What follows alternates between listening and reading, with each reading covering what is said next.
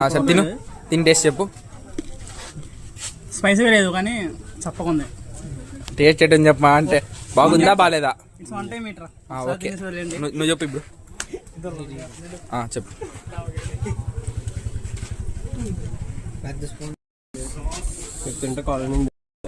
అబ్బా తిన్నా ఫాస్ట్గా. నువ్వు చెప్పు.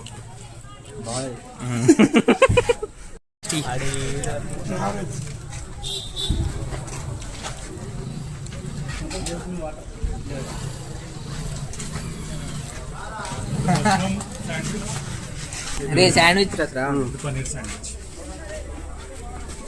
ఏది పన్నీరు ఎట్రా లైటింగ్ రాలట.